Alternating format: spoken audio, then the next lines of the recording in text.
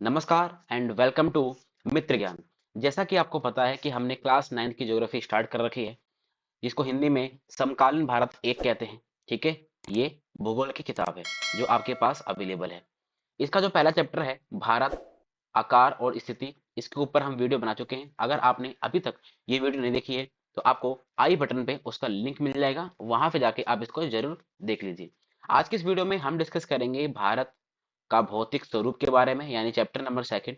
देखिए, ये जो चैप्टर है काफी इंपॉर्टेंट है और थोड़ा सा बड़ा भी है, इसीलिए इस पूरे चैप्टर को हम इस वीडियो के अंदर कंप्लीट नहीं करेंगे क्योंकि काफी बड़ी वीडियो हो जाएगी। ठीक है, तो इसको हम 2 या 3 पार्टों के अंदर आपके सामने लेके आएंगे, जिससे आपको समझने में चीजों को काफी आसानी होगी। तो चलिए वीडियो को शुरू करते हैं बिना किसी देरी के। इस चैप्टर के अंदर आपको मेन मेन इन 6 चीजों के बारे में पढ़ना है, यानी हिमालय पर्वत श्रृंखला के बारे में, उत्तरी मैदान के बारे में, प्रायद्वीपीय पठार के बारे में, भारतीय मरुस्थल के बारे में, तटीय मैदान के बारे में और द्वीप समूह के बारे में।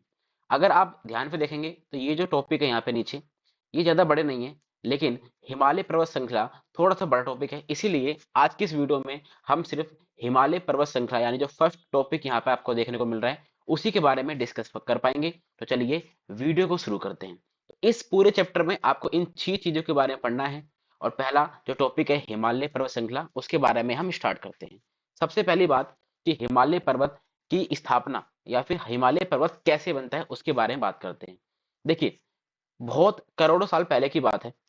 जो हमारे पास अभी महाद्वीप है ना, 7, हमारे पास 7 महाद्वीप नहीं थे। सारे के सारे एक ही थे, जिनका हमने नाम दे रखा था पैंजिया।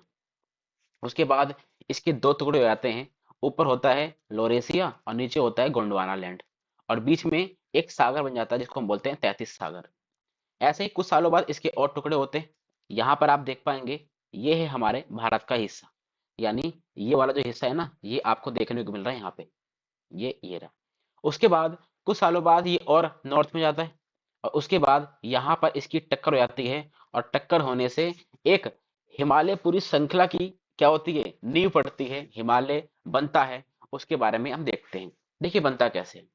देखिए, जैसे कि सिंपल सी बात है कि ये जो प्लेट है, ये क्या हो रही है, नीचे की तरफ धस रही है। और ये जो प्लेट है, क्योंकि ये ऊपर थी इसीलिए इसके अंदर विलय हो गया। ठीक है, इसके अंदर क्या हो गया, विलय हो गया, यानी गोल हो गया। एक यहाँ से प्लेट आ रही है जो नीचे जा रही है, और जो दूसरी प्लेट ऊपर थी वो ऐसे गोल हो गई। ठीक है, ऐसे गोल हो गई। तो जो हिमालय पर्वत है ना, इसका निर्माण कुछ ऐसे हुआ है। तो ये यहाँ से जो ये आ रहा है प्लेट, और यहाँ की जो प्लेट है, ये वाली जो प्लेट है ये नीचे घुस रही है, उसके वजह से यहाँ पे क्या हो रहा है, एक पूरी की पूरी श्रृंखला बन रही है जिसको हम हिमालय पर्वत श्रेणी कहते हैं। ठीक है, तो इस प्रकार से यहाँ पर हिमालय का निर्माण होता है। ठीक है, ये एक आ, पर्वत है। ठीक है, पर्वत की एक श्रेणी है जो किस प्रकार से बनी है, वलय के द्वारा बनी है। ठीक है, यानी यहाँ से एक प्लेट आ रही है, यहाँ से प्लेट आ रही है, जिसकी वजह से यहाँ पे वलय बन रहे हैं। ठीक है, गोल गोल बन रहे हैं, जिसकी वजह से यहाँ पे पर्वत की श्रेणियां बन रही हैं। इस प्रकार से हिमालय का यहाँ पे क्या होता है, यहाँ पर इसकी स्थापना होती है और ये बनता है। चलिए हिमालय के बारे में थोड़ी सी और बातें जान लेते हैं। देखिए, जो हिमालय है ना, सबसे ऊंची पर्वत श्रेणी है पूरे वर्ल्ड के अंदर, पूरे विश्व के अंदर सबसे ऊंची पर्वत श्रेणी है, ये आपको ध्यान रखना है। यहाँ से लेके यहाँ तक की जो लंबाई है, यहाँ से लेके यहाँ तक की जो लंबाई है, वो है 2400 किलोमीटर। और आपको देखने को मिल रहा होगा कि यहाँ पे चौड़ाई ज्यादा है और अरुणाचल प्रदेश में चौड़ाई कम है। तो यहाँ की चौड़ाई ज्यादा है, इसीलिए 400 किलोमीटर चौड़ाई हमें कश्मीर में देखने को मिलती है, और अरुणाचल प्रदेश में सिर्फ 150 किलोमीटर हमें इसकी चौड़ाई देखने को मिलती है। अगर हम राज्य की बात करते हैं तो 13 ऐसे राज्य हैं और यूटी हैं जहाँ पे हमें हिमालय पर्वत देखने को मिलता है, जिसमें जम्मू एंड कश्मीर, लद्दाख, उत्तराखंड, हिमाचल प्रदेश, अरुणाचल प्रदेश, मणिपुर, मेघालय, मिजोरम, नागालैंड, सिक्किम, त्रिपुरा, असम और वेस्ट बंगाल हमें देखने को मिलता है। ये 13 ऐसे राज्य हैं जहां पर हमें हिमालय पर्वत देखने को मिलता है। अब हम बात करेंगे इसके डिवीजन की। देखिए, जो हिमालय पर्वत है ना, उसके हमने 4 डिवीजन कर रखे हैं इस हिसाब से, 1, 2, 3, 4। इस प्रकार से हमने इसके 4 डिवीजन कर रखे हैं, 4 भाग कर रखे हैं, जिसका नाम है परा हिमालय या पार हिमालय, दूसरे का नाम है महान हिमालय, तीसरे का नाम है मध्य हिमालय, और सबसे लास्ट का नाम है शिवालिक हिमालय। थोड़ा इसके बारे में और डिटेल में देखते हैं। जो परा हिमालय है, जिसे पार हिमालय भी कहते हैं, उसके 2 नाम और हैं, यानी ट्रांस हिमालय और तैतीस हिमालय, ठीक है, क्योंकि ये 33 सागर से ही बना हुआ है। महान हिमालय जो है वो एक ऐसा हिमालय है जो सबसे ऊंचे ऊंचे पर्वत को अपने पास रखता है, जिसको हम हिमाद्री भी कहते हैं, ठीक है। और इसी को हम आंतरिक हिमालय भी कहते हैं। इसी के अंदर आपको माउंट एवरेस्ट देखने को भी मिलता है। यानी जितनी भी बड़ी बड़ी चोटियां आपको देखने को मिलेंगी सारी की सारी कहाँ पर है, महान हिमालय के पास ही है। उसके बाद आता है मध्य हिमालय।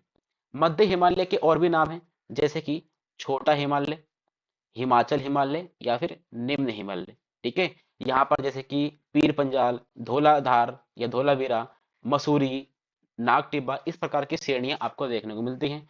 और उसके बाद आता है शिवालिक। इसको हम बाहरी हिमालय भी बोलते हैं और उप हिमालय भी बोलते हैं। और ये सबसे नई हिमालय है, ठीक है। सबसे कम ऊंचाई आपको शिवालिक में ही देखने को मिलती है। चलिए इसको थोड़ा डिटेल में पढ़ने की कोशिश करते हैं। अगर हम पार हिमालय की बात करते हैं, जिसको हम ट्रांस हिमालय और 33 हिमालय भी कहते हैं, उसके बारे में देखते हैं।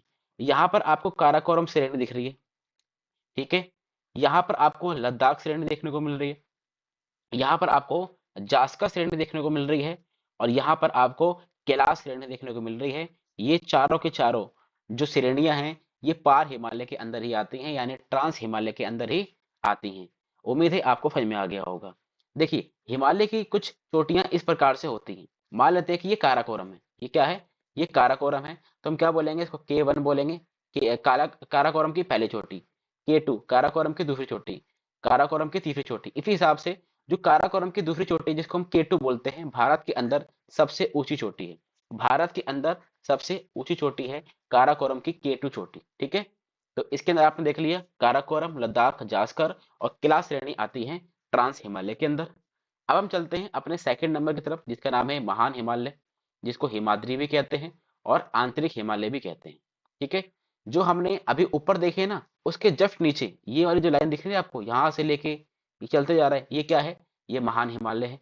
महान हिमालय में बहुत ऊंचे ऊंचे चोटियां आपको देखने को मिलती हैं, जैसे कि माउंट एवरेस्ट नेपाल के अंदर है, 8,848 मीटर की ऊंचाई है इसकी। उसके बाद कंचनजंगा जो भारत में है, फिर मैकालू, धौलागिरी, नंगा पर्वत, अन्नपूर्णा, नंदा देवी, इसी प्रकार से बहुत सारी चोटियां आपको देखने को मिलेंगी। और इन सब की जब आप मीटरों के अंदर ऊंचाई देखोगे तो आपको 8,000 7,000 इतना मीटर आपको देखने को मिलता है। और अगर एवरेज की बात करते हैं तो 6,000 मीटर से ज्यादा आपको इसकी ऊंचाई देखने को मिलती है। जैसा कि आप जानते हैं जैसे जैसे आप ऊपर की तरफ जाते हैं टेम्परेचर घटता जाता है, यानी माइनस होता जाता है।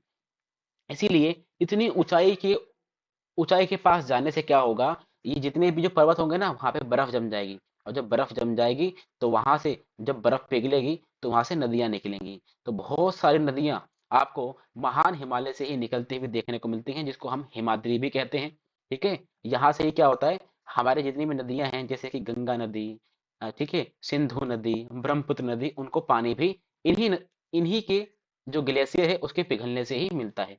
चलिए अब हम चलते हैं थोड़ा सा इसके बारे में आगे। थर्ड नंबर पे आता है मध्य हिमालय, जिसको छोटा हिमालय, हिमाचल हिमालय या निम्न हिमालय भी कहते हैं। इसके अंदर जो आपको श्रेणी देखने को मिलेंगी वो है पीर पंजाल, धौलाधार, नाग टिब्बा, मसूरी, महाभारत, डोकिया और ब्लू माउंटेन। ये सारी की सारी आपको इसके अंदर श्रेणियां देखने को मिलती हैं। जैसा कि मैंने आपको बताया, ये जो है ना ये वाली, ये क्या है, ये तो महान है। उसके नीचे जो आपको ये देखने को मिलती है, यही जो श्रेणी है वो है मध्य हिमालय, ठीक है। इसके बारे में जरा और देख लेते हैं। जो मध्य हिमालय है ना, उसकी जो ऊंचाई आपको देखने को मिलती है 3700 से लेके 4,500 मीटर के आसपास आपको देखने को मिलती है। चौड़ाई की बात करते हैं तो सिर्फ 50 किलोमीटर की चौड़ाई है इसमें।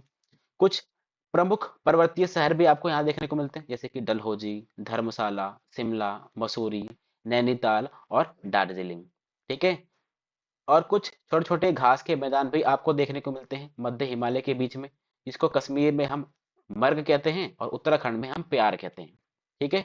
उसके बाद जो मध्य हिमालय है ना, उसकी सबसे जो बड़ी चोटी है या बड़ी श्रेणी है सबसे, उसका नाम है पीर पंजाल, जो आपको जम्मू कश्मीर और हिमाचल प्रदेश में देखने को मिलती है। पीर पंजाल सबसे बड़ी श्रेणी है मध्य हिमालय की, ये आपको ध्यान रखना है। अब हम चलते हैं अपने लास्ट यानी शिवालिक की तरफ, जिसको हम बाहरी हिमालय भी कहते हैं और उप हिमालय भी कहते हैं। इसकी जो ऊंचाई है बहुत कम है, 900 मीटर से लेके 1100 मीटर के बीच में आपको देखने को मिलता है। चौड़ाई भी काफी कम देखने को मिलती है, 10 से लेके 50 किलोमीटर तक। ठीक है। उसके बाद जो निम्न हिमालय है ना, जिसको हम शिवालिक कह रहे हैं, ठीक है, जो ये शिवालिक है, इनके बीच में जो लंबी लंबी घाटियां होती हैं उनको हम दून कहते हैं। ठीक है। और कुछ प्रसिद्ध जो दून है उनका नाम है देहरादून, कोटली दून और पाटली दून। ठीक है। तो ये आपको ध्यान रखना होगा। ये हमने जो डिवीजन किया था वो हमने कुछ इस प्रकार से किया था। ठीक है। अब हम नदियों के हिसाब से इनका डिवीजन करेंगे। जैसा कि आप जानते हैं कि यहाँ पे सिंधु नदी आ रही है, ठीक है, और यहाँ से सतलुज नदी आ रही है। इनके बीच में जो भी हिमालय आपको देखने को मिलेगा उसको हम बोलेंगे पंजाब हिमालय। ठीक है। उसके बाद एक हो गया ये सतलुज। उसके बाद यहाँ से काली रिवर आ रही है, काली नदी आ रही है। इनके बीच में जो भी हिमालय देखने को मिलेगा उसको हम बोलेंगे कुमायूं हिमालय। उसके बाद इस काली नदी से लेके तीस्ता रिवर तक जो भी हिमालय आपको देखने को मिलेगा उसको हम बोलेंगे नेपाल हिमालय। और तीस्ता से लेके इस दिहांग रिवर तक, ठीक है, या फिर हम बोल सकते हैं ब्रह्मपुत्र की जो जहाँ से एंटर होती है वहां तक जितना भी हिमालय है उसको हम बोलेंगे असम हिमालय। ठीक है। तो ये आपको नाम ध्यान रखने होंगे। तो देखिए आज हमने इस पार्ट के अंदर सेकंड चैप्टर का जो पहला टॉपिक था जिसका नाम था हिमालय, उसके बारे में बहुत ही अच्छी तरीके से आपको समझा दिया है। उम्मीद है आपको सारा कुछ समझ में आ गया होगा। अगर अभी भी आपके पास कोई भी डाउट है तो आप हमें कमेंट करके बता सकते हैं, हम उसके ऊपर भी कोई वीडियो बना देंगे जिससे आपकी वो क्लियरिटी भी अच्छे से आपको मिल जाएगी। तो उम्मीद करते हैं आपको सब कुछ अच्छा लगा होगा। Thank you very much for discussion. हमें सब्सक्राइब करना ना भूलें क्योंकि इसका जो सेकंड पार्ट है वो जल्द ही आने वाला है। Thank you very much for discussion.